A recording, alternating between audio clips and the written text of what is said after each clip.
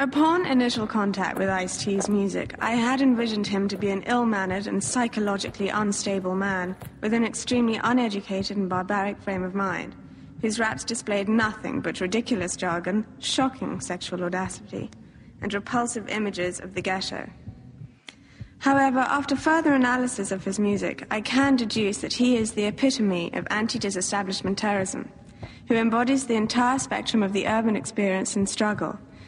But to make things more plain and simple to the layman, I find Ice-T to be the dopest, flyest, OG pimp, hustler, gangster player, hardcore motherfucker living today. To be honest, I am totally and completely on his dick. Welcome to the Ice-T Final Level Podcast, featuring your co-host, Mick Benzo, and your host, Ice-T. Hey, yo, what's up out there? This is Ice-T and my partner in crime, Mick Benzo. And this is podcast number 32. Damn. I'm not even going to be excited anymore, Mick, because, we went past the year, and now it's just something that's natural to do. Yeah, you know what, though? But 32 episodes of a podcast? It's a lot. That's kind of hot, man. Of course it is. Yeah, we got and another. The listeners are really listening in to this podcast, IceTFinalLevel.com. They actually like it. Of course. Why wouldn't they? Yeah, we got a guest in the house. We ain't going to mention his name right yet. Not yet. You just heard his voice and stuff. But, we were noticing now that, after the last two podcasts with Busta Rhymes and the original G Money, the sound has gotten so much more splendid. Yeah, man. I really appreciate these Shure microphones. Yeah, we got to thank Shure Microphones for being part of this podcast. And, we going to keep pumping them. They gave us some, I might use these mics on the next album. Yeah, we may take these in the studio too and work with them, because Buster said he has spit fire out of one of these things. That's right. I bet he would, man. He's like 1080p Pixel TVs, right? Yeah, but in the house today, we've got a very unique and a very inspirational brother. I just know him as Taheem. We don't even call him by his last name. But he is a young brother that's from Queens. And Queens, New York. Queens, New York. You got to put that New York on it, Ice. Don't just say Queens. Yeah. Got to say Queens, New York, man. And he's I'm from a queen. Yeah, that's right. A son of a queen. Of course. That's what you are. Yeah. And he's an upcoming, how do you say? I say businessman / entrepreneur / filmmaker / producer. Talk about it. Just a guy who basically put together his own television. Well, it's just basically a film or a project, right, called Southside. Southside. And he put it together and got me on board to help him get it. We're going to go for television with it. It's an incredible thing. Taheem, just quickly, tell him what Southside is really quickly. Southside is about an organization from out of Southside, Queens, New York, that was built the foundation from making $100,000 a day in drug sales. Damn. Okay. All right, ease back. Okay, we don't put people in jail here. Yeah. But somehow Taheem knows a lot about this organization. We didn't say Raheem, Zaheem. We said Taheem with a T, capital. But he didn't just write the story. He didn't flaunt the story. No. You know how people come to us, Mickey, and they say, I got an idea, and they tell us a story. Oh, an idea that's on their head? That shit don't work. This man didn't write the story. He has gone out and actually filmed. How much have you shot of the show? About 10 minutes of it so far right now, like an extended teaser. An extended teaser. Who's in it? Method Man, Tretch, Kimani Marley. Pause. Yeah. Stop. Oh, stop. Don't get into it. Hold on, slow down. But let them keep listening, man. They're going to turn off after you finish, man. We got to keep our listeners here. And anybody who was watching Tretch when he was on Couples Therapy, he was rocking the Southside T-shirts. You might be following him on Twitter. Do you guys got an Instagram? Yes, we do. They got an Instagram. And this is a grassroots production company. Like, this man went out with his own paper, shot this, is shopping it, got me on board. And, with the success of a lot of these other shows on television, I am looking forward to having Southside on TV very soon. Mm-hmm. He's here today to talk about some of the stuff he's learned in this business. Of course. Because a lot of people think they could do it, Ty. They think, oh, man, you know what I'm saying? You got a show. Just put it on TV. It's not that like easy. It's that easy. It's that simple, Todd. Yo, you gonna throw that on TV, right? Yeah, exactly. and 10 minutes probably took them damn near 6 months to get How a long 10-minute did it take reel. to shoot 10 minutes? About 3 days, 19 hours a day. Wow. 19 hours. Now, had you ever gone out and shot anything? Never. This was my first time doing it right here. That's why I was so impressed. Like, wow. And after standing on a mountain and nose so long, I decided to give myself a yes and brought something to fruition. And now I see that I created a buzz and everyone is enjoying it. Man, he got a story to tell. So Taheem is in the motherfucking building. For sure. The creator, the owner, the brain behind the TV show, soon to be. Definitely gonna be out. Oh, they're gonna pick it up. They're gonna pick it up. But we're gonna get to that in a minute, though. We're gonna get to that in a minute. Are you ready to do this podcast, player? Let's do it. Yeah, that's what's happening. You know, Taheem's in the building, and this is news.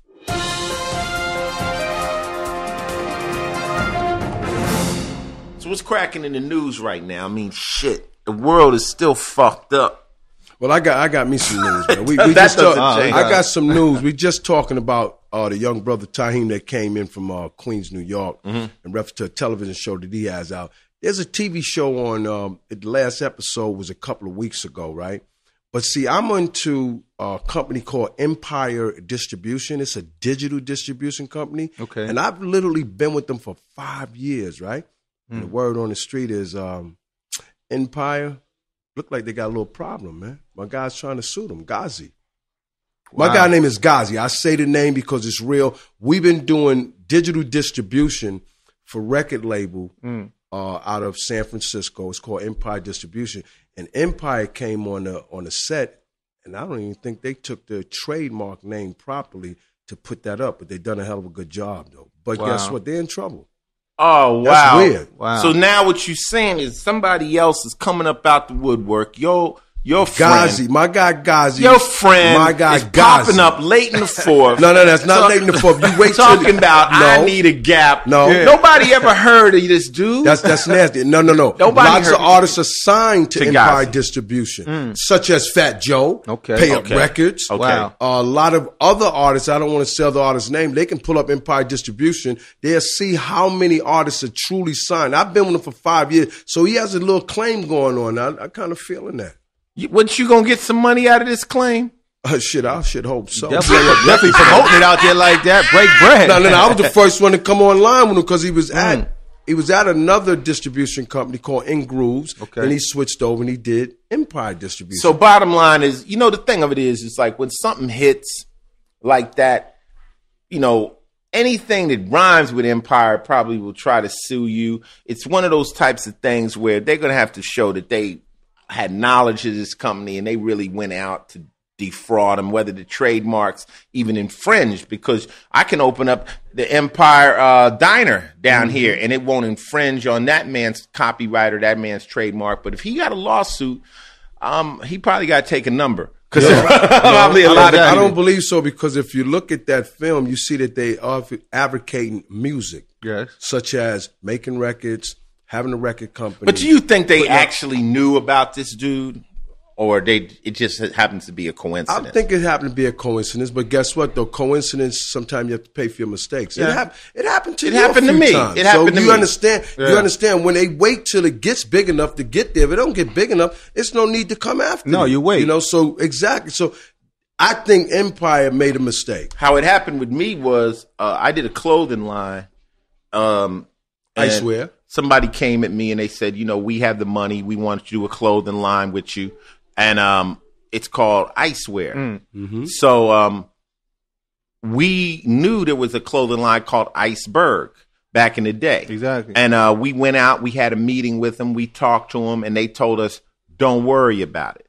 And what happened was the guys that I sent out there, the dummies should have just said, hey, write that down on a piece of paper. Like, get something in writing. Get Exactly. something in writing. Like a lawyer told me, the paper remembers what the mouth forgets. Whoa. Say that again. The paper remembers what the mouth forgets. Oh, for sure. See, I like that. You heard that? That's a jewel. This is why Taheem is here. So the paper, we didn't get the paper. What happens is So the mouth forgot that they said it. my Exactly. clothing line comes out. We're getting ready to go into Macy's. We're getting put all over the place because we started to get big We got a cease and desist letter from Iceberg. See, but my thing is, Ice, when you did the Iceware, what's so strange is that's not Ice. It was Iceware, then you got Iceberg. They challenged. How is Iceware going to confuse you with Iceberg? Because they'll say that some people might think when they go to buy it that it's connected. This is what they say. Mm-hmm. What you're doing is you're challenging the trademark. Mm-hmm. And the people that I had, were investing behind me didn't want to go to court, didn't want to fight. They sue for like $50 million, some crazy number that just makes the people that are putting up the money behind you go, you know what? We're out. Yeah. So you know what? The moral of the story is you must trademark your brand. And if you're having conversation, Taheem said it best. The paper remembers what the mouth forget. Yeah, so what we got to do is make sure ain't no southwest, south, anything you do. You got to cover all that. I got my certificate. South Park is South Park might pop up on you. Yeah, South Park might more than that. Hey, easy. Yeah. Easy. Well, there's a South Side everywhere, so I wouldn't be surprised if everyone from South Side come up. Like, I'm from South Side of Detroit. I'm South Side, too. That's crazy. Hey, but hey, so I guess that's news, basically. Yeah. Empire is dealing with a lawsuit from... it is. Empire Distribution. So the moral of the story, what we're saying right here on Ice-T Final Level Podcast with Mick Benzo and Ice is trademark what you got. And always remember, put it in writing because the mouth will forget. Of course. That's right, man. And that was news.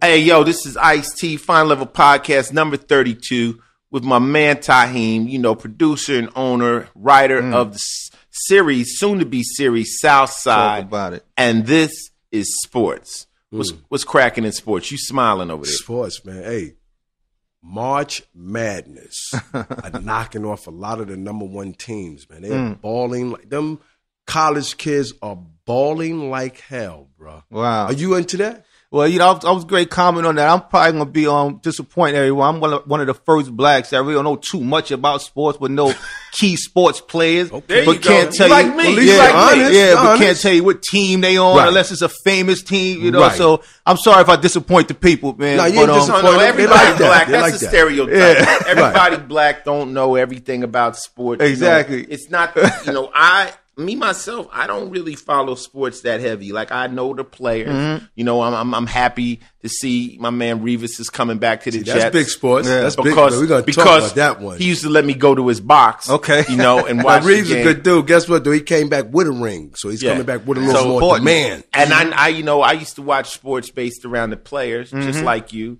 But Mickey, tell me something. What's cracking with March Madness? Well, guess what? A lot of the first players like Villanova that I thought would win, they got bumped off. I mean, it's this crew out there, them Kentucky. They like all of them damn guys like 7'5", man. Beating up everybody, man. I don't think nobody gonna beat. They whipping everybody. Kentucky's dope. Oh my goodness, Kentucky Derby. Oh yeah, they like horses. They like horses. They fast. Yeah. It's a great out. The March Madness is great this year. It's a real good thing. I mean, sometimes it beats. It beats the professional basketball to me. You know why? Because I'm fucking Knicks, and I'm going to say it, man. Worst fucking team I ever seen in my goddamn life last year and this year. Yeah, they disappoint me. And they hurting my man Carmelo bad, man. He busting his ass. Y'all ain't even trying to win. Now, if I was the coach and the owner, y'all motherfuckers would be playing for free the rest of the season and next season till y'all win some games. You hear that, Knicks? Bet they'll win after that. Well, I think college players have the eye of the tiger. I think, you're not a pro yet. You're not really getting paid yet.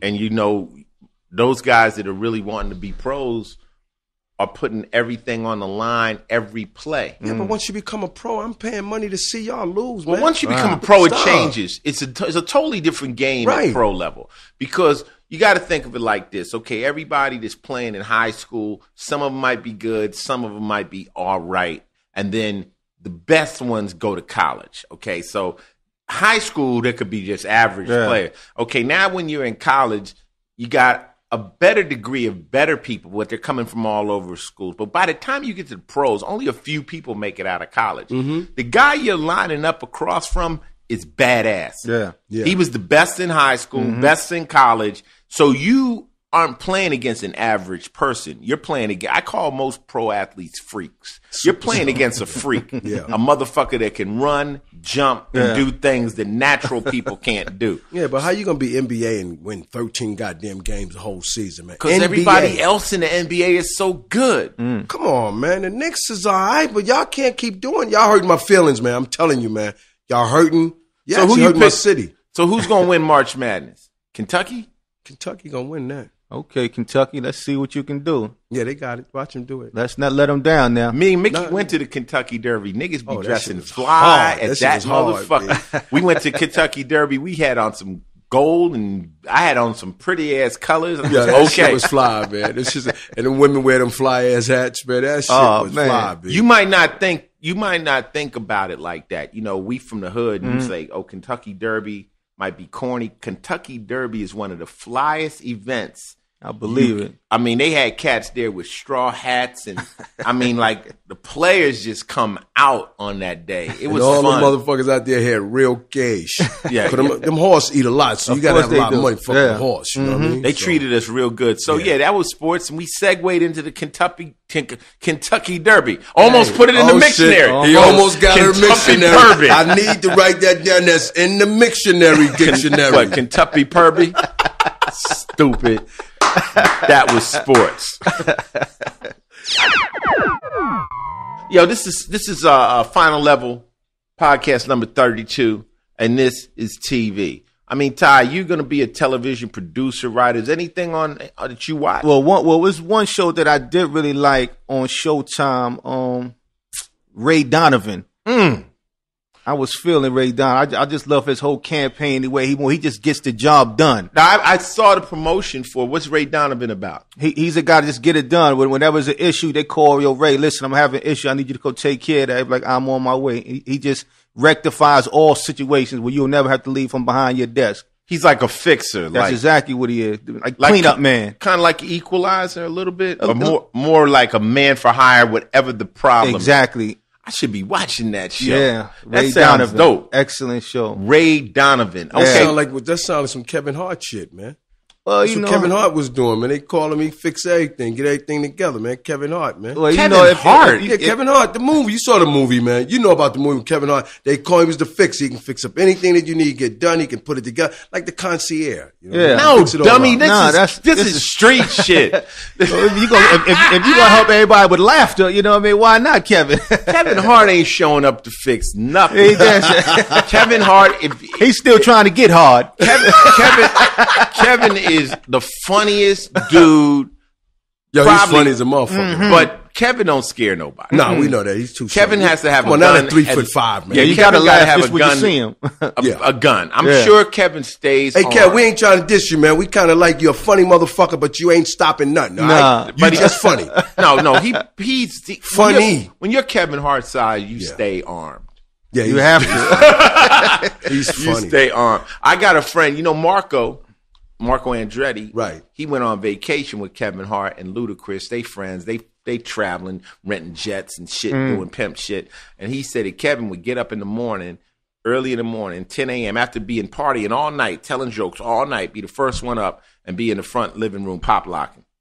Wow. Shit, he trying to stay in shape. No. He just got energy. He's staying in shape. He's like we. Yeah, he's up. He's like a little Energizer buddy. See that, Kev? You're a funny motherfucker, Kevin. That's what's up. But that's what's on TV. We talking about Ray Donovan. Yes. That's the show. Coco just stepped in. Hey, Coco, what's the new show we start watching on television? We just put some in. The Last Man on Earth. Have you seen that? I seen the trailers about it. I thought it was only one, then it became two, and then there's a three. I don't know what the fuck. It's a funny show. Wow. If you Ray Donovan seems kind of hard, little gangster, this is a show called The Last Man on Earth. It's about a dude who somehow wakes up and ain't nobody on Earth, right? So he's rolling from city to city looking for people, nothing. So now he finds him a pad. He got a pad, but the pad, since he's the last man on Earth, got like Rembrandts in it. He done jacked all kinds of stuff. He got all kinds of stuff that he done took from all over the country.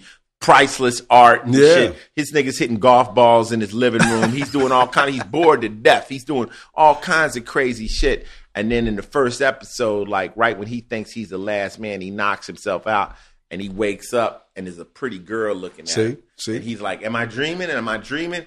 And as he wakes up, he's not dreaming, but she ain't that pretty. Like her face just goes into, and it's the chick from Flight of the Conchords, the comedian. Shit, that sound like a nigga on lockdown in the cell. Dreaming when lights is out. You know what I'm saying? That's how he felt. Yeah, lights out. Waking up thinking it's a beautiful woman standing over him is his celly. You know, come on, wake up. I saw that though. It looks pretty funny though. It looks funny though. I would recommend it. I'm only recommending stuff I put in my DVR.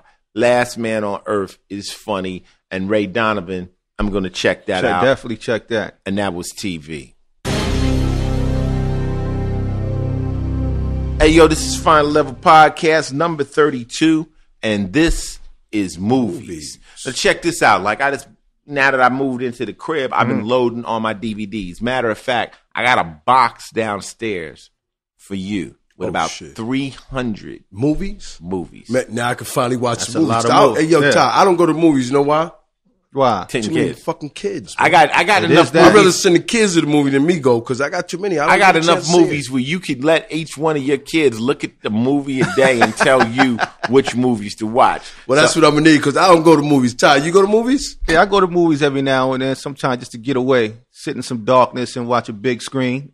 Well, you're a movie producer and a filmmaker, so I have to be a critic towards it. You know what I'm saying? Yeah. That's how I perfect on my craft by going to the theaters. That's how all filmmakers do. You watch other people, you get camera angles, you get ideas, you pick up styles. You're like, okay, I like how Antoine Fuqua gets down. I like different people, the way they, Peckinpah, who does this and who does that, and who can make the, first thing you want to look at the director, like, man, because movies have style. Yes.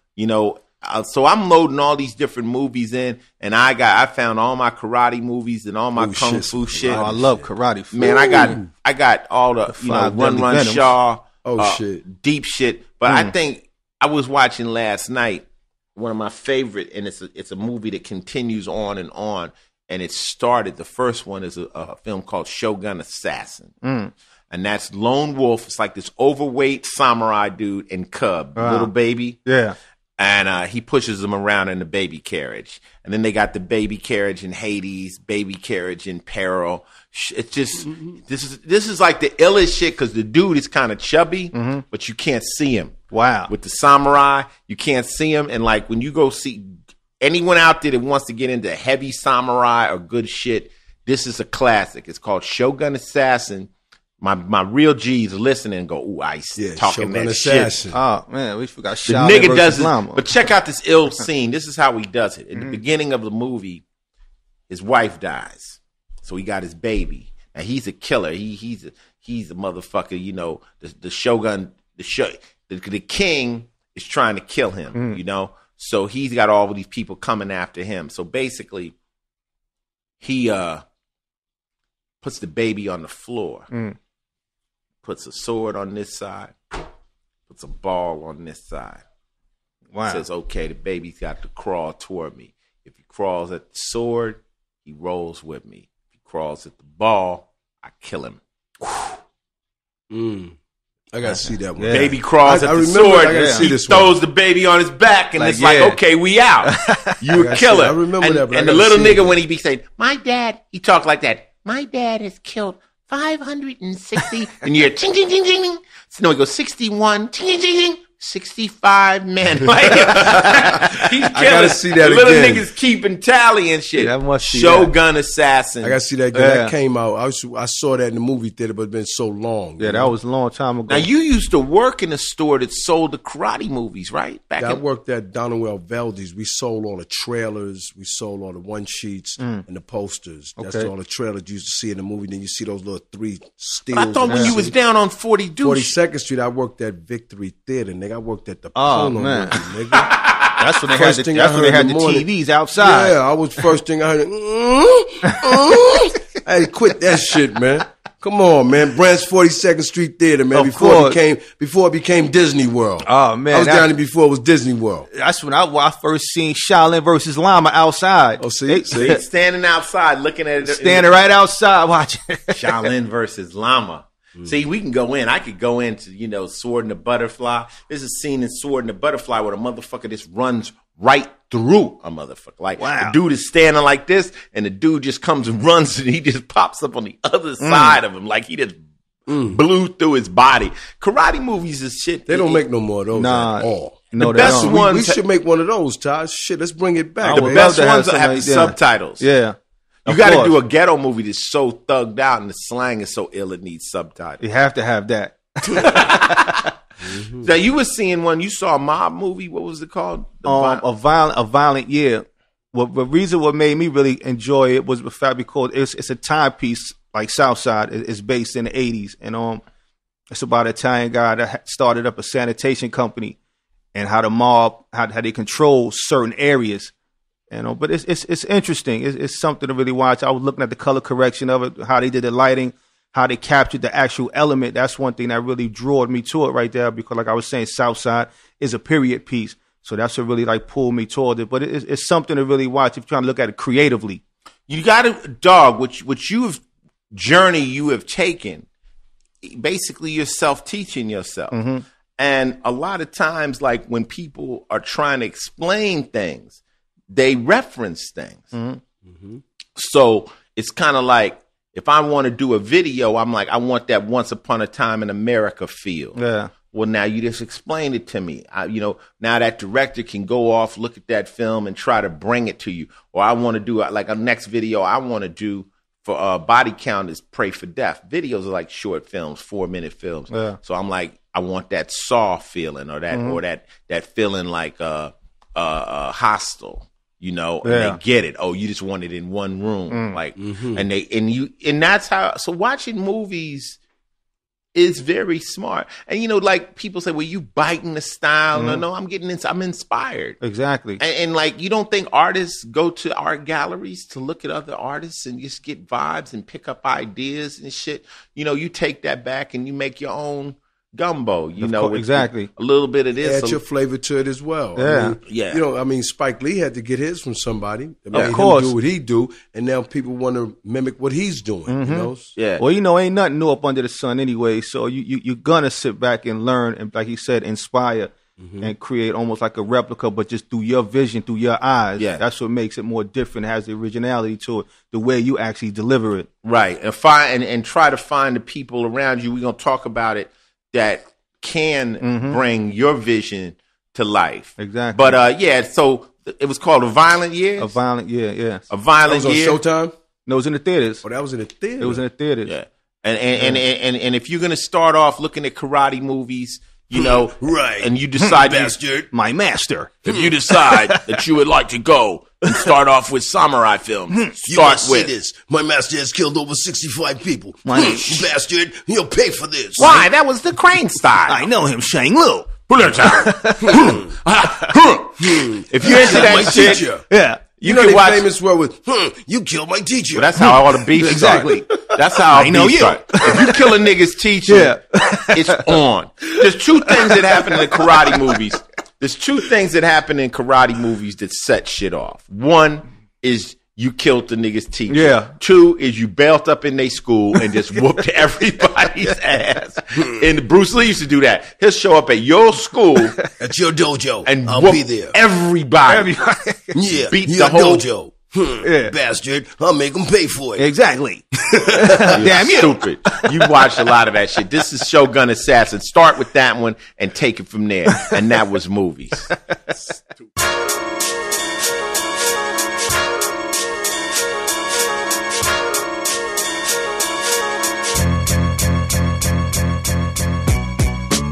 Hey, yo, this is podcast number 32 with Ice-T. And Mick Benzo. And the one and only super producer, film giant, and soon-to-be untouchable mogul. Taheem is in the building. Taheem. That's right. And all the ladies' dream. And this is music.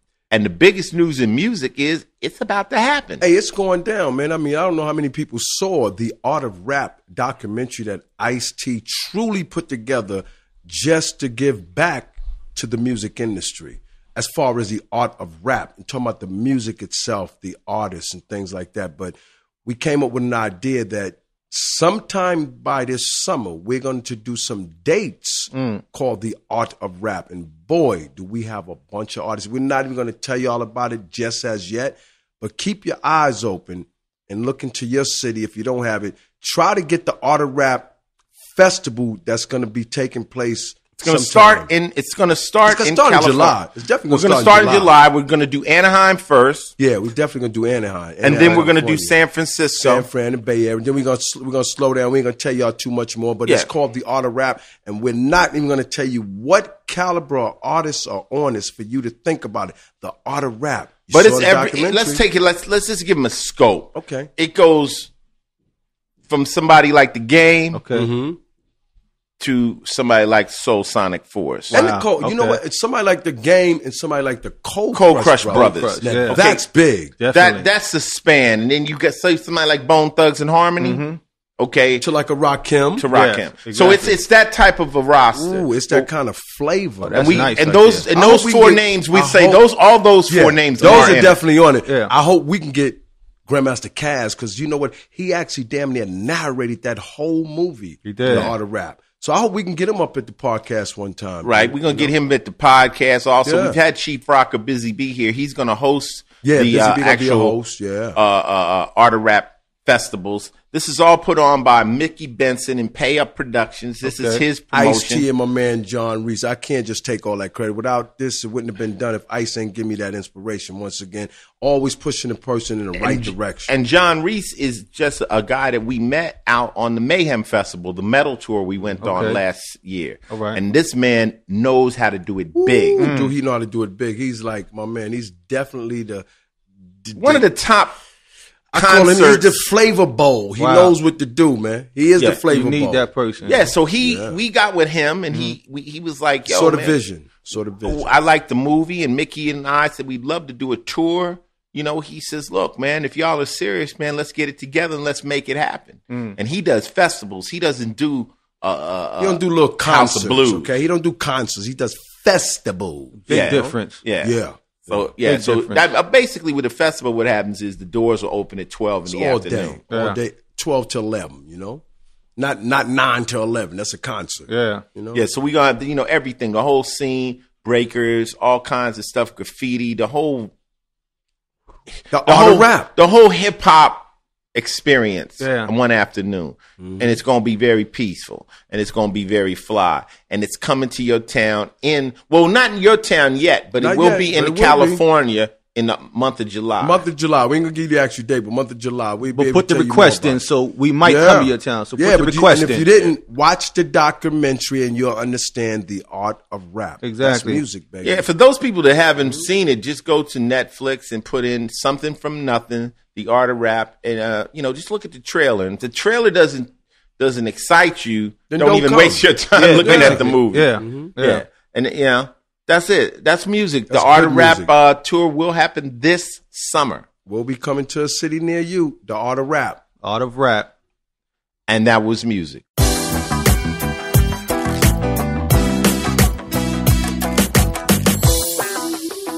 Podcast number 32. Got my man Taheem. Taheem, you want to put your last name on Taheem? Taheem Bryan. Taheem Bryan. Mr. Okay. Bryan. Mr. Bryan. I always ask people, do you want me? Is it okay to give it the government? He's a producer. I believe he wants his audience to know who he talking about. And we ain't. What his name this old habits. Yeah, I know. Right. Don't call me by my government, man. Right, that might be your nickname, Taheem. You're like, keep it at that. Exactly. I don't want to know people's names. That way, I'm a bad witness. Yeah. They can ask me all day. You can hit me to death. I don't know. They torture me. I don't know. Exactly. I don't know. I got friends right now. I remember the other day, my homeboy, Emperor. He tells me that I was sending him something, a little paper or something. And he says, I said, well, what's the bank account? Da. And then he gives me some name. I'm like, whose bank is that? I'm like, that's my bank. I'm like, that's your name? These 30 years, and that's your name? I thought it was only the emperor. Yeah, I don't know who's your. How did that become your name, nigga? That's crazy. That's crazy. That's way off from what we've been calling. Don't you. even look like emperor. No, I don't even look like the Nick. I mean, I'm just like, what the fuck? I like that. Now that's one dude out of Los Angeles, California. I actually like. Wow. He's a fly, cool, and no nonsense dude, bro. You know what I mean? Definitely. He's cool. He's cool. Top pecking He's order. Cool. Yeah. Dangerous. That's all y'all need to know. He's real cool. Yeah. And he held Trome down when they was in the pen too. Yeah. But anyway, long story short, we got Taheem Bryant in the building. The creator, producer, writer of a soon-to-be television series. And we keep saying soon to be because it will be a pickup show. Definitely. Called Southside. I mean, let me bring you up to speed. I was introduced to Taheem through Tarsha, a girl who worked on Law and Order, who used to do hair and makeup. Oh, the makeup girl. Hair. Tarsha. And she was a friend, and she said, she know I'm about my business. She says, I got some young brothers that really have a project that you would be interested in. They serious. They no nonsense. By her being around me for years, she's like, Ice ain't about the bullshit. Right. It's like I said on the others, I can't be taking meetings with everybody just to talk and there's nothing coming from it. Mm-hmm. So she said, would you be interested in meeting with him? I'm like, well, sure. They showed up at the, now who was with you that day? My man, So him and Un show up. Which Un? From out of South Jamaica, man. Entertainment? Unapparel. That's what he got. His clothing line. That's entertainment, man. Yeah. That's man. Yeah. Nigga, he up there, NBA things and all that. Yeah, ran with Chaz and the floor. Yeah, Mickey. Dude. So good look, he loves to be able to know a nigga. I'm saying, if you'd have told me that, I'd tell you it was real from the opening gate. Okay. So him and Un show up. And basically 110% professional and broke this thing down. They say, Ice, we got the show Southside. We just looking for a little guidance, a little understanding. I said, what you got? They like, we shot this. And it was shot. I mean, it was professional. They got Method Man up in there. They got, now name off who else is in there. You got Method Man. You have Tretch. You got Kimani Marley, Bob Marley's son. You got Jade that played in Belly. Storm Pete from Out of Cookout. And we got a few treats. So you truly got a good cast. That's what you're saying, bro. But he did it himself. Exactly. I thought you had like Larry and Joe and Curtis. You got some real shit, man. Exactly. So I set up with these cats and basically realized, okay, this is the truth. This is what you want when somebody's coming to you with a real story, real honesty.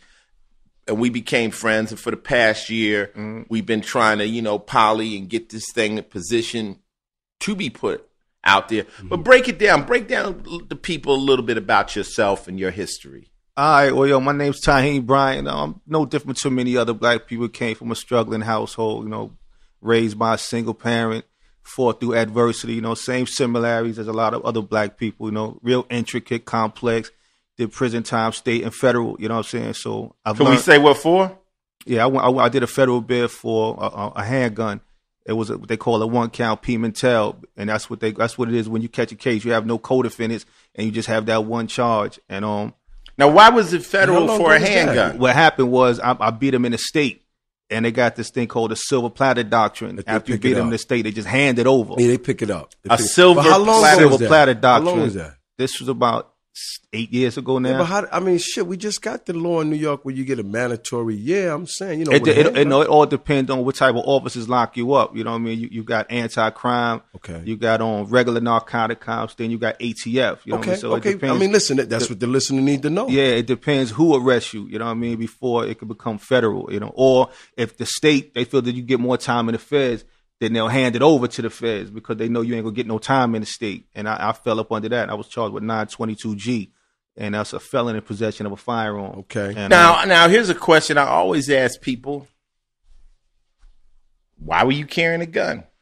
Or, lifestyle. That was your lifestyle? Exactly, lifestyle. It was no different putting my belt on.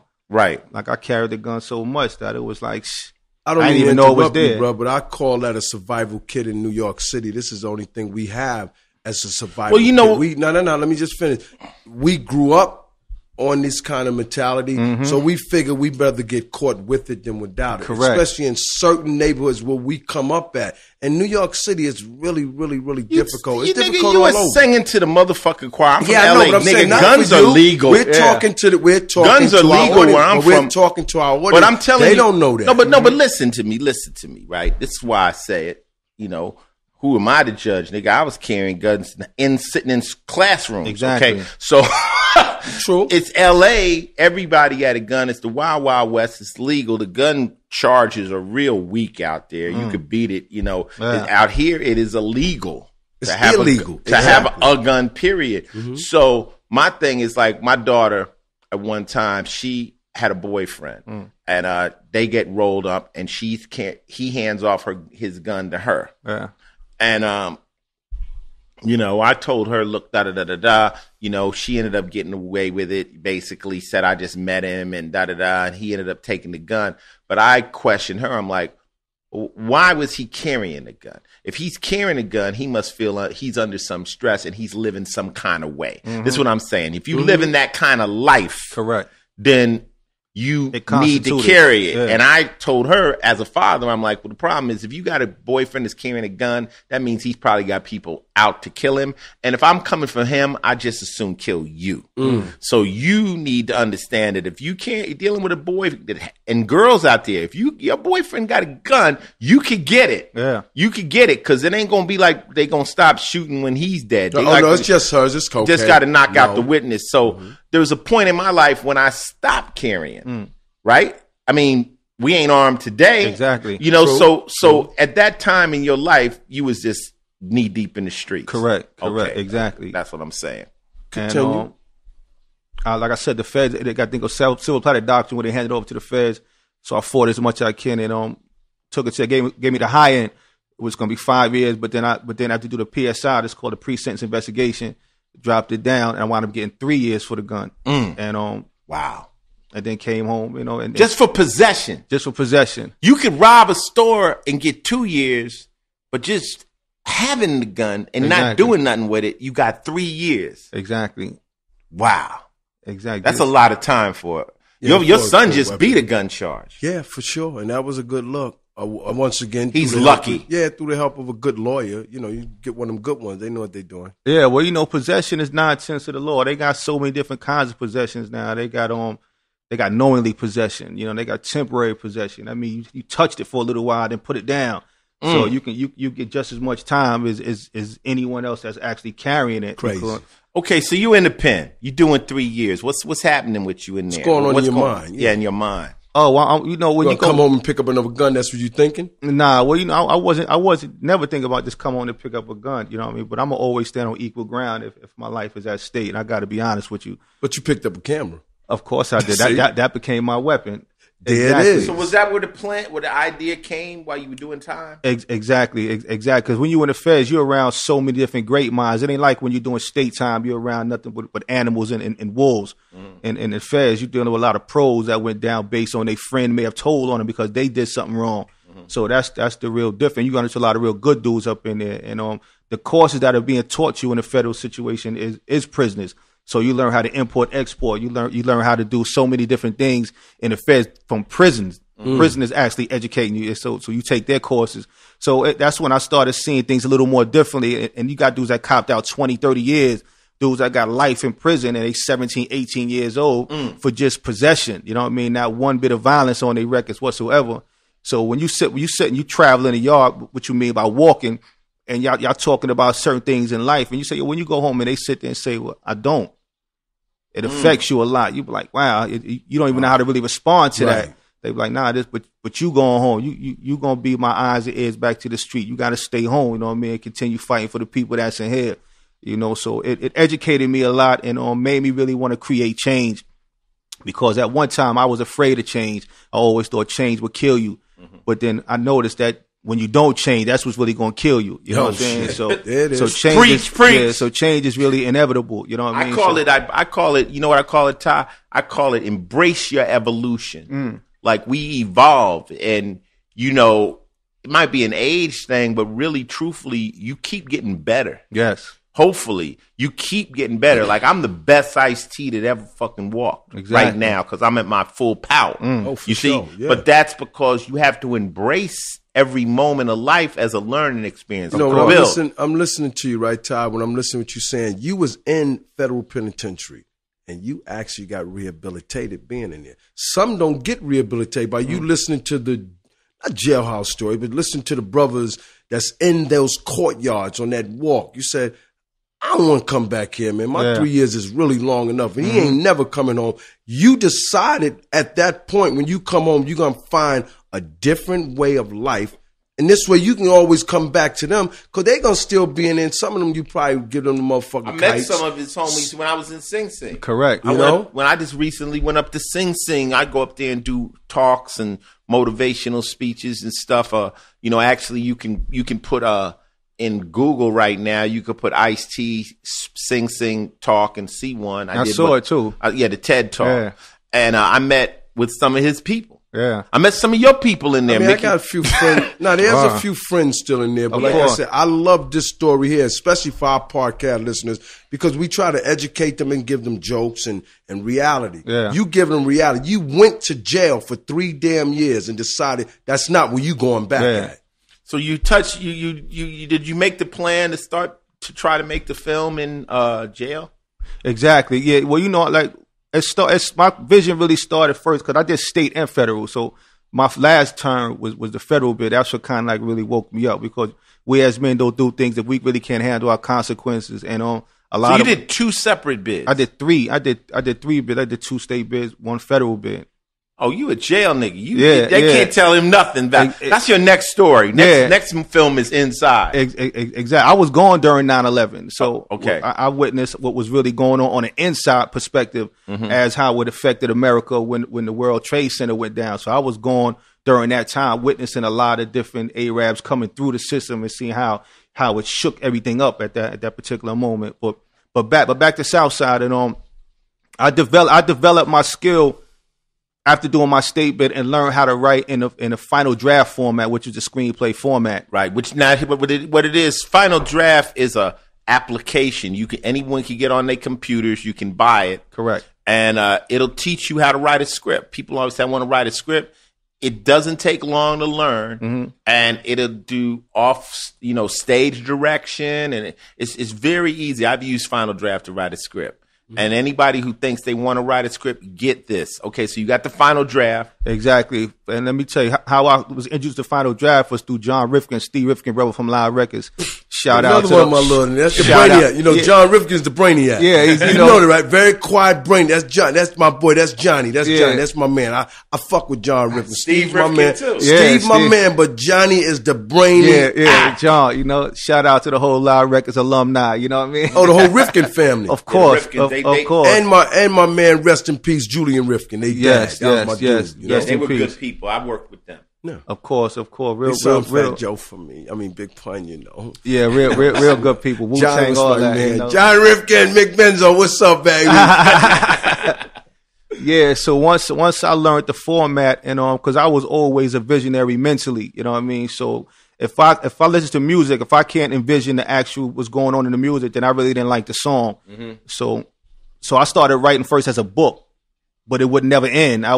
It was my escape because that's why I got on my neck mentally free because that was the way it kept me out by just continuously writing. But it was endless. You know what I'm saying? So being around so many different brothers that got so much time, I said, I'm going to create a whole different avenue. And where film can hire so many different people as opposed to being a rapper because not everyone can spit 16 bars. But a lot of people got the potential to have a great marriage in front of a camera that can act and play different positions. So that's what made me really want to focus hard into the visual world and in the film business. And that's what developed, Southside. I come from Okay. And the only reason I'm stopping you is because I like to. People got to take this shit in short doses. Okay. Right? You can't teach them 12 years of goddamn experience in one damn Yeah, part. so it starts like this. You in the streets. I'll break it down. We're going to take it. You're in the streets. We making mistakes, right? We learn from mistakes? Yes. We come out. So you know what? I'm not trying to be no rapper, but I've been writing these books, and maybe I can take this in the direction of film. Correct. Okay? this is going to be my new hustle. This is also my escape. Mm-hmm. I'll be mentally free, and I got something to say, and I'm a visionary. Okay, now you touch down. You're back on the bricks.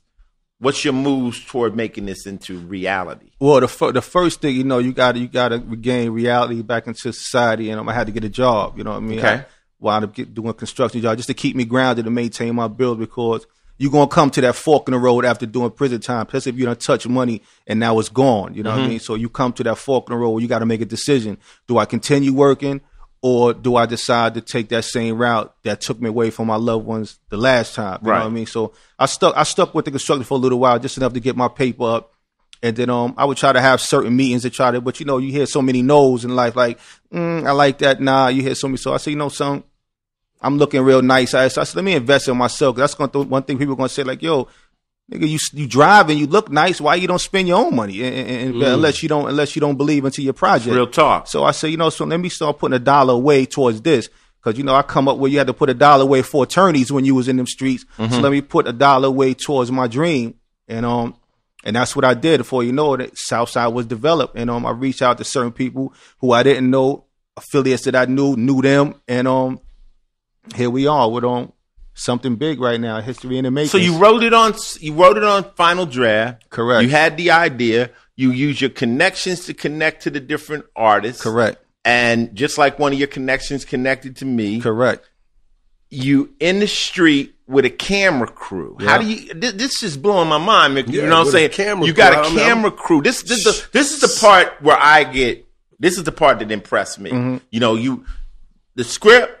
That's a piece of paper. You can hand that to me. Correct. Cool. But to go out, me and Mickey made a movie. We know when you start hitting the streets with camera crews, now you're making a movie. So you hit the street with a camera crew. You're the writer, you're director, you're handing the scripts over to people. You're saying, this is what did the guys just respect you?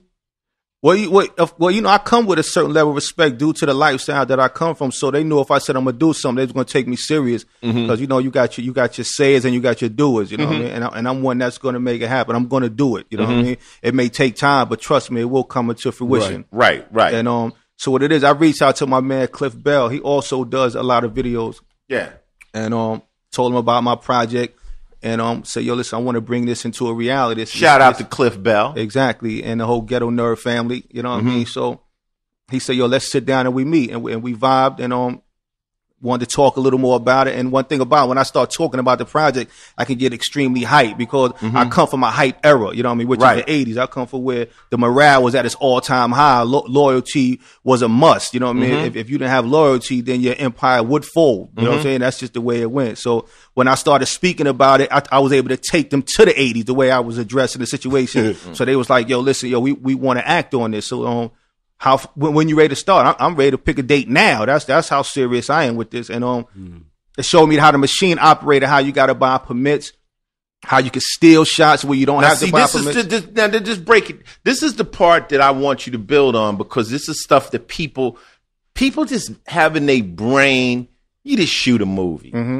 So what was some of the obstacles? What stuff started to happen? What was the things you learned that you weren't aware of? Well, one thing, like I said, locking down streets on permits. I thought you could just bring a camera outside and start filming to the police, pull up one and say, yo, do you got permits? They said, I live here. Well, I don't need a permit to live here. It's my address. You know what I mean? But you do need a permit.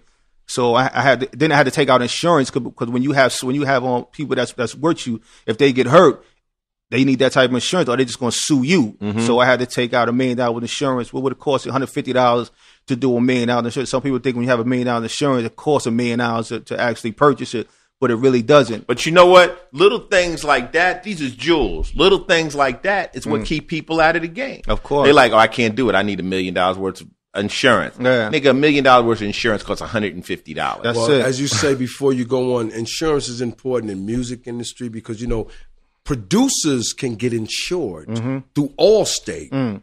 Writers can get insured through Allstate.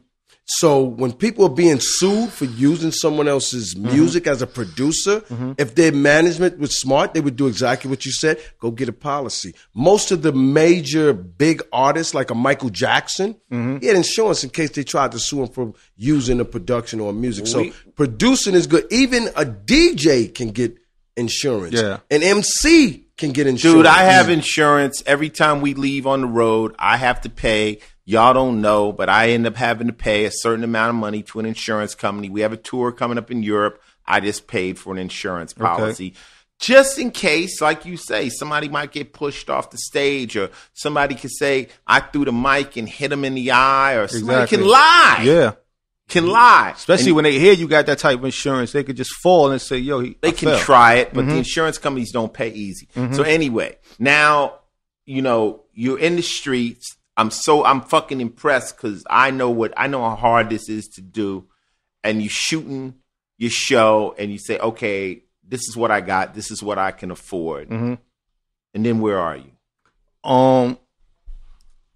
We building the team right now. We got to get sound guys. You know what I mean? I didn't know you have so many different departments. You know what I mean? I thought when you see it, it's like, wow, like guy with a camera, got a microphone, and then we make it happen. But found out that it's not. You got to actually have a boom for the sound. You know what I'm saying? And the lighting has to be right. You don't want to get too many lights, you know what I mean, because you want to keep it as gritty.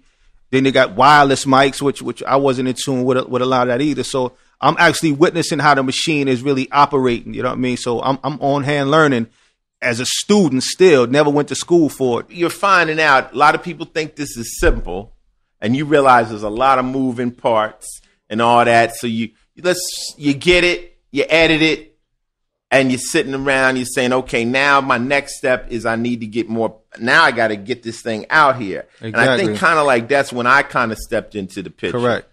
And Tasha said, hey, can I take the meeting? Took the meeting. You came over to my house just like today. Correct. You was like, Ice, anything you can do to help, look at this. Tell me what you think. And, me, I don't believe that a lie ain't going to help nothing. You got to be raw because the people you're dealing with in this business is raw. They don't give a fuck. So, I'm not going to tell nobody what they need to hear. I'm going to say not what they want to hear. I'm going to tell you what you need to hear. So I looked at the shit. I said, yo, this is very, very impressive, but we need a hell of a trailer. Yeah. We need a new trailer because he had a lot of footage, but you have to look at a movie trailer. Sometimes a movie trailer is way better than a movie. Correct. That's what sells the movie. Yeah. So what happened with that? So he listens. Okay. And you go back to the drawing board. Yeah, because like you said, you stated to me, you was like, listen, you need to combine all your footage together and bring it back to me. So that's what like you said, I do listen. I'm very attentive, and I combine both of the footages that I did, and got them cut open together by a guy named Will Jerfim out of Maverick. He got a company called Maverick from out of London. He had to hire an editor to edit this. He found somebody. This is what he does. You give him some game. He went off and found some people, a professional trailer company. Exactly, out in London. Exactly, right online. Wait, ain't you from Queens? From Queens, New York. But that's all the way to London. That's baby. the beauty about the internet. You know what I mean? How you can travel the world while standing in one place. So found a company called Maverick. Shout out to Will Jeffrey for creating such a great trailer for me. And that's when I basically submitted it back to Ice, and you put the ending titles on it, your vocals on it. Yeah. So now we got the trailer. We put the little vocal thing together. So now we in the process of shopping it. I say, Ty, talk to my manager George. Correct. He's in the business, and he had just gone through a whole thing about handing a project he had out to somebody. They held it for a year, didn't do nothing with it, and he thought it was going to get greenlit and stuff. So he gave you some more hard truths to the game. Because that's the thing. It's like, if you're going to win, it's like, yo, why not us tell you? Then you go walk in that office and get shut down. Exactly. So, George gave you some more game, which you followed through on. And at this point right now, what stage is Southside? It's ready to go. We need somebody. Yeah, we ready to go. The first season is written. We got a star-studded cast. I wrote the whole first season. I got the first 9 seasons drawn out, how I want each season to go. So it's just landing in the right home right now, That's where we at with it. And right now with the success of Empire coming through, television like fucking Godzilla. Yeah. And just walking, doing 20 million viewers, over 20 million viewers. The whole theory of an urban television show not being able to work. Now, that was one thing when he got with me. I said, well, is this a movie or TV? I said, a movie, it sells once. Television, it goes on and on and on and on. And, right now with Amazon. Listen, there's two good movies. I mean, two good television shows that's actually showing that urban films, they'll work again.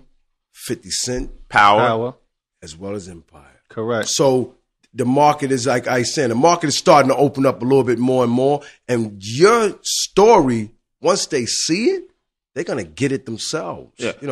For what we've seen, this shit is hot anyway. It's hot. And right now, all these urban stories need to be told. Just like hip hop kind of opened the ears to this stuff, now it's time for the stories to be seen visually.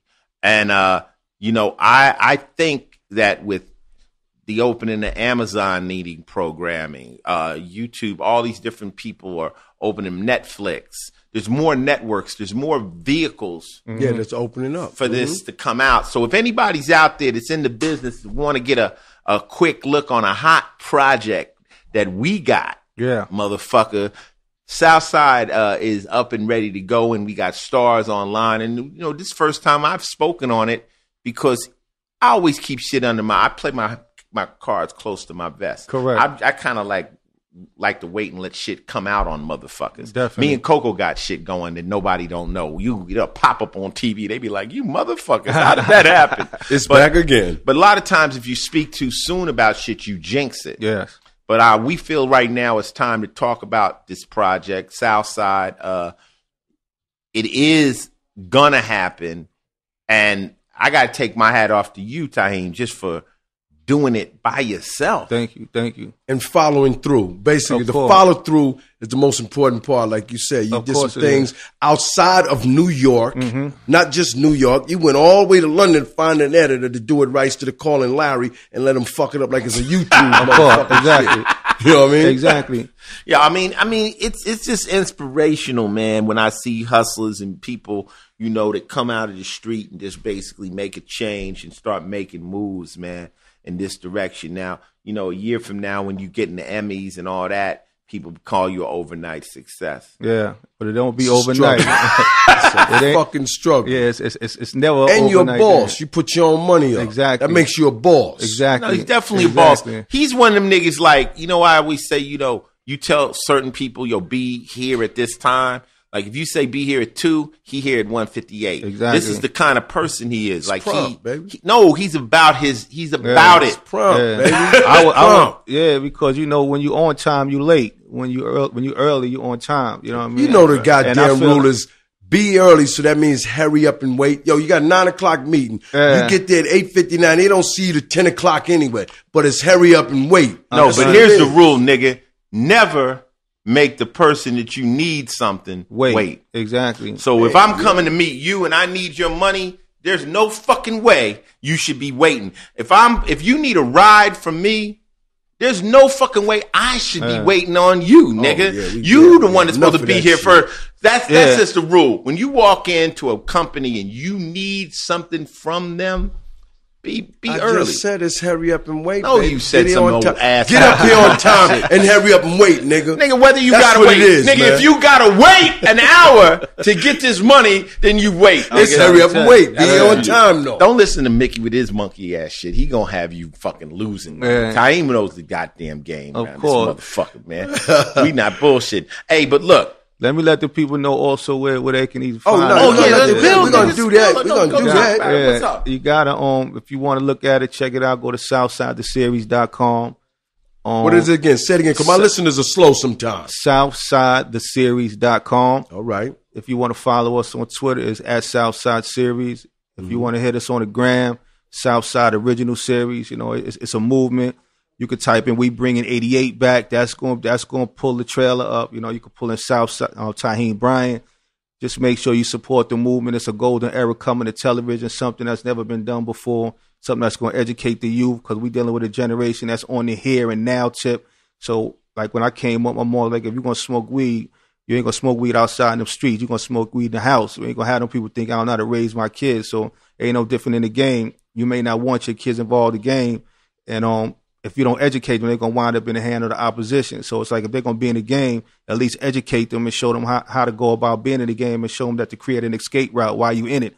Don't just think it's gonna last forever, because there's gonna always be an ending forward. It's gonna be prison or death. It's inevitable. There's no way you're gonna dodge that bullet right there. Great people failed that thought they couldn't do it. Just focus. You know what I mean? The winner loses at some point. Yeah, you will run into the odds. The odds will catch up with course. you. They're the odds, because they're the motherfucking odds. Of course. And it's going to catch up with you. Hey, Taheem, we're going to finish off the podcast, man, but we just happy to have you here. You very motivating to me. Whenever I meet Ty, I'm going to keep it 100, man. I meet so many niggas that ain't really doing it right, man, that are trying and full of it. They try too hard. And well, they think they. Let's get it going. Let's get it going. Let's get it going, man. Like you did. I'm saying you went from step A to step B and took advice. Exactly. That's what's wrong with a lot of people. Man, fuck that. I don't care about it. I know what I'm doing. If you know what you're doing, you'd have been done it already.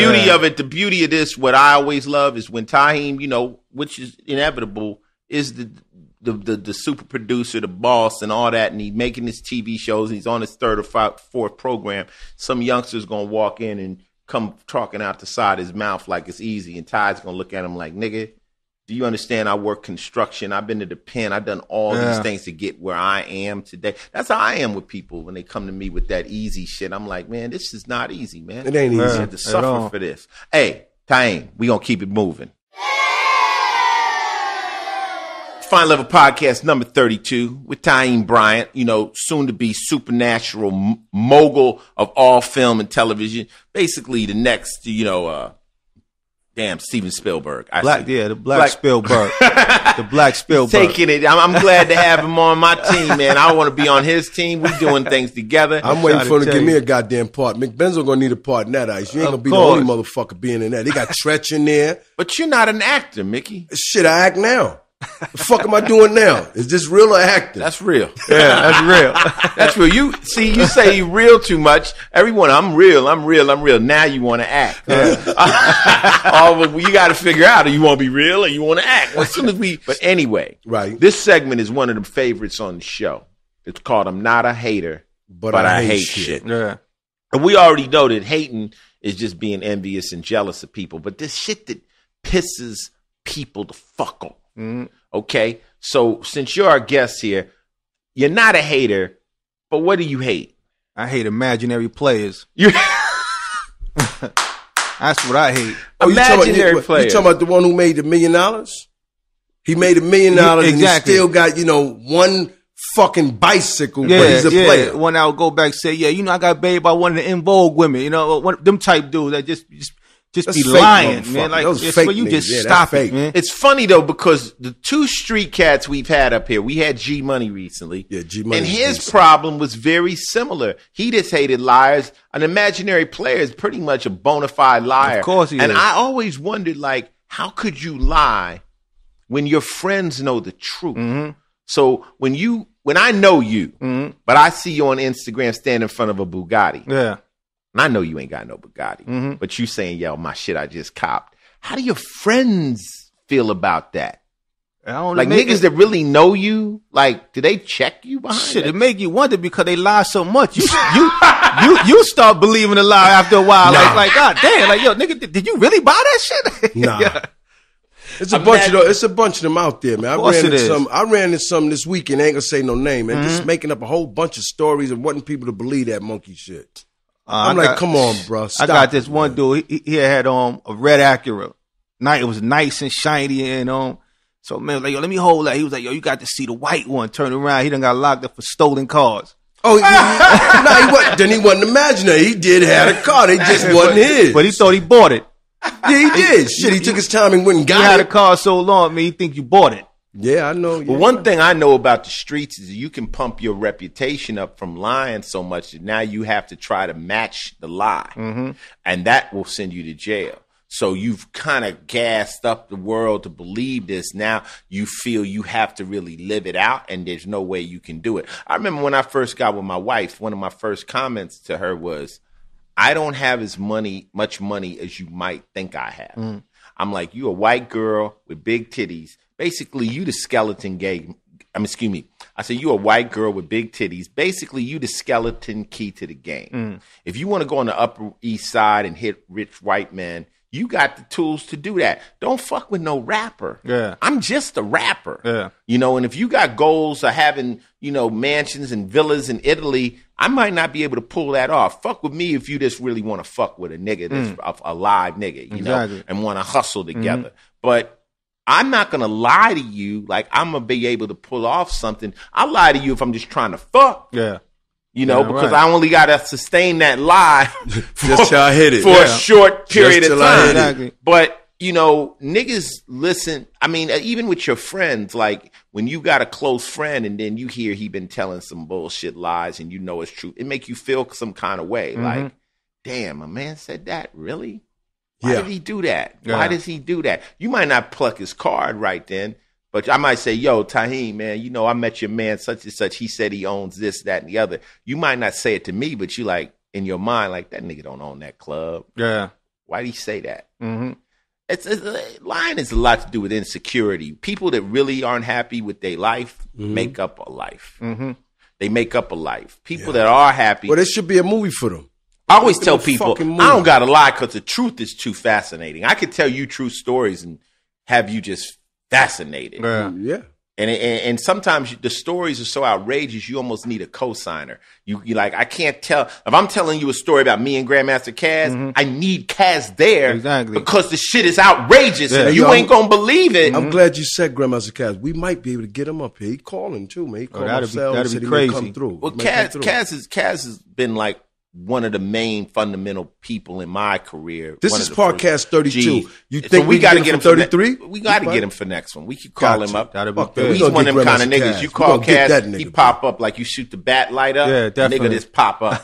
Like, what's up? What's up? We got beef. What's happening? That's that kind of nigga. Yeah. You know, but at 88, that's at 88 type. You know, I'm a Southside type. I hate imaginary niggas. I hate motherfucker. I hate a lot of shit. I just hate. But I mean, I'm not a hater. But I think the basis of being fake and lying and they call to get plucked too soon. We used to say now they say if you want anything you want, just put it in your bio. Yeah. You know, you won't say you from LA and you was the leader of the Crips. Just put it in your bio. Yeah. Somebody reads will believe it. Think they won't? They just believe it because they don't think people can lie. But Hitler used to say that people will believe a big lie quicker than a small lie. That's a heavy comment. In other words, like if you late and you coming home to your wife, instead of saying I had a flat tire, say a fucking airplane landed on the George Washington Bridge. You didn't see that? Her brain will say you couldn't made that shit up. It's so big. So that's a very interesting concept. Motherfuckers will leave a big lie quicker than a small lie. So niggas are running with that. Well, only time they need to lie is in front of the goddamn court, bitch. Yeah, well, you know Scarface said it real good. I tell the truth even when I lie. Yeah, but do that when you're getting locked up. Don't tell your friends that bullshit that you know you ain't been doing and you ain't done and you ain't never gonna do. Yeah, you know. I agree with you. I mean, we're not a hater, but we hate imaginary players. Exactly. Yeah. Just came up with the shit. Watched the movie. I'm like, damn, that story you just told matches a movie I just seen. I saw this. Oh, you saw that movie, son? Yeah. Well, you know, it kind of happened like. Nigga, you watch John Wick too, nigga. I know exactly where you got that story from, you lying ass motherfucker. Okay. And that was, I'm not a hater, but I hate shit.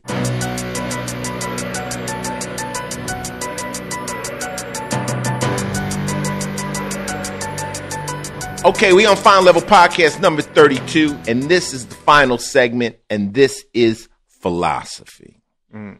Philosophy segment comes from Ice-T's Twitter page, Final Level, and I do this thing called the Daily Game. And in the Daily Game, I try to drop a jewel or two, you know what I'm saying, just to make motherfuckers, you know, like people taught me the game. And I figure that's what a real player wants to do, is always share game, you know? And, one of my favorite quotes, this is not today's Daily Game, but one of my favorite quotes coming with my pimp buddies. He said, man, if it feels like you're going in circles, it's probably because you're cutting corners, man. So, now that's some good game right there. You dig? Yeah. You got to take time and make it around the damn squares. Don't cut corners. You're not going to make it. But today's Daily Game is what we were talking about earlier. Everyone will make mistakes and fuck up. Of course. The question is, do you learn from them or repeat? That's the question. So how you feel about that Daily Game? They should learn from it. They should learn from the mistakes because mistakes will happen. No one is perfect. But if you do it over and over again, you're just a silly ass. Yeah, we used to call it a fool with a prior. Yeah. The first mistake, we give it to you. But now you got a prior conviction of being a motherfucking fool. Exactly. So the second time, you ain't getting that pass, because we let you know you fucked up. Yeah. We got at you about it. So the second time, nigga, you didn't even register the fuck up. So sometimes it takes 3. No. Todd just said it, man. He did 3. He had to learn on 3. 3 is pushing it. He had to learn on 3. The third one usually now he's is going to become that producer. Am I correct, sir? But Mickey, the third one you might not live through. Exactly. I was fortunate. Yeah, you were lucky. I was fortunate. Now you back on the scene doing the right thing. Some people telling that story from behind the wall right now. Yeah. In LA, you only get 2 strikes. The third one is forever. Yeah. So it's like that here too, but it has to be 3 of the same. Yeah. So you gotta have 3 violence, and then you won't see the streets no more. Listen, man. Learn from your mistakes, man. When you fuck up and you ignore. See, what reason people don't learn from their mistakes is they don't accept the mistake. That's the key word. Yeah, accept it. Accept the mistake. I don't care whether you fucking up with your girl. I don't care what you fucking up with. If you fucking up with your people, sit up and say, man, I fucked that up and I can't let that happen again. And here's another jewel. Usually the last person people blame things on is themselves. Yeah. That's why they have a mirror. Look at yourself. They'll always find another reason that something else happened. They'll make up a bunch of excuses. Sometimes just say, man, I let that happen. Exactly. Man. I let that happen. So now I can't let that happen again. Mm-hmm. And that's how I'm going to be able to move forward. If you deny it, you ain't going to learn the lesson because you're going to put it off on somebody else. Yeah. So you have to accept it. You got to say, this is wrong. And we're all capable of it. The beginning of the Daily Game is we're all capable of doing some foul shit and doing some fucked up shit and making some severe mistakes. Correct. But choices. Now, once you know it's bad or wrong, will you do it again? I also have another jewel. I used to say God, and I'm not a religious person, but I just say whoever's out there, karma looks out for fools and children. A lot of the shit I got away with, it was just because I was a fool. It was foolish, yeah. Babies and fools, baby. I was a fool. Yeah. Now, once you know the magnitude of the drama that you're in, once you know it and you do it, I don't think you get that pass. You feel me? Of course I do. You're right. Like you got blessed, Taheem. You're in a great position. Look at yourself now from when you was stuck behind the walls. You're in a great position. So before you take a risk, your brain has to say, hell no. Yeah. Because I sat back and had to reevaluate, like they say in the art of war, calculate your expenses before you go to war. And calculate your expenses before you go to war. So a lot that's a jewel. You've been dropping some do you understand? shit, do you understand what? I like to break this. Calculate your expenses before you go to war. I've done that so many times. It's like, we could go to beef with this particular situation, but what's it going to cost you? Exactly. Is it worth it? Is it really worth it? Every time, sometimes you like, you know what? We got to let this war go by because maybe it's the casualties. I remember one time niggas stole my lowrider. I had a nice 6.4 and I had a homie named Doobie who was fixing it. And in LA, we chromed the chassis and shit, but he's rolling through his neighborhood, hitting switches and shit and got the niggas in his neighborhood mad. They jacked the car. They jack it from him. They don't know it's my car. So then my niggas found out where the car was and they was like, well, these niggas got the car and we called the niggas. They niggas like, well, nigga, fuck, we didn't jack Ice-T, nigga. We jacked Doobie, nigga. Yeah. So niggas knew where it was. So my niggas was like, we can go get it. And I had to calculate the expense. Exactly. Meaning, could I lose one of my homeboys over this car? Because my niggas was ready to, when niggas say, we will go get the car, that was some gangster shit. Yeah. They was gonna show up. I'm like, what if one of Lil Ice's uncles gets killed over a car? I was in New York when it happened. I called back home. I said, man, fuck that car, man. The car's worth $18,000, man. Charge that to the game, man. And we just have to take it at that, because I knew that I had individuals going to put their life on the line. I had to calculate my expenses. That's some fly shit. Before I went to war. Hey, man, the philosophy segment, when we start talking about it, man, I mean, it's for y'all, and it comes from me, and it comes from my heart, man. Just learn from your mistakes, man. We all make them. Don't punish yourself to death. Just try not to repeat them, man. Mick, this has been a blast, man. Yeah, Taheem, I enjoyed this one, man. Taheem, man, the knowledge you gained and what you're doing is so dope just to see somebody attempt to attack Hollywood head on by themselves. I got to give you nothing but love for that, man. Appreciate that. Thank you, man. Now, we definitely appreciate coming to this podcast. You think we got Mickey a part in the movie, though? Of course we got Mick. Come on, man. I'm the motherfucking Boogie Down Bronx, man. That's Queens, man. They got to show some love, man. But if we're an actor, they got to show some love, man. No, they don't got to do shit. Show some love here, partner. They don't. You can't. You lucky you in it, man. I'm, you know what? Give me his motherfucking part, man. I'm not in the movie yet. I'm a producer, and I have something to say. always behind the scene. I got something to say about your ass. We gonna put you in, but we flipping that, man. We got a major move for him in Ice is definitely in it. Yeah. He's trying to act like he's just a producer. You see Spike Lee in every one of his movies, right? Yeah. But an Ice-T gonna be in this one, man. Mickey, if you in it, you're from Queens. The movie's about Queens. I'm from the Bronx, man. This is Zulu Nation with hip hop. I'm from the Bronx. You can't give me no other area. Well, there's no part for that. There's no part for that. We won't be airing that movie in the Bronx nowhere. That's the end of your check. See, you're not a real actor. If you were an actor, you're supposed to really quickly say, I'm from the Bronx, but I moved to Queens. And that's how you get a check. I'm trying to help you. Help me out, baby. Help me out. I'm trying to help you. Hey, look, Ty about to break out. He said he got some things to do, people to see, and places to go, man. Can he tell the people how to contact him in case they trying to get at him? And listen, anybody listening, seriously, check the trail out, man. We can't check the trail out again. You can find it at SouthsideTheSeries.com. You can follow me on Twitter at Southside Series, on the gram at Southside Original Series. We say that again, SouthsideTheSeries.com. Check out the website, the trailer, the interview at Southside Series. You can find me on Twitter and on the gram, Southside Original Series.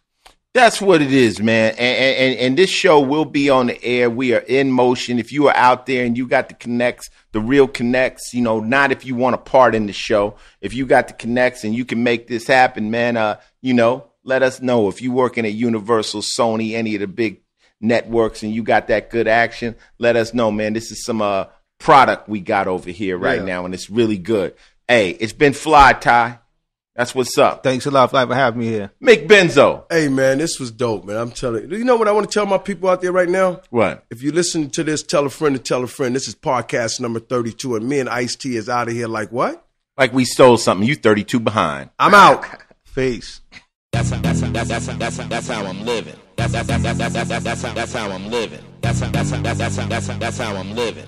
That's how I'm living. That's how I'm living. That's how I'm living. That's how I'm living. That's how I'm living. That's how I'm living.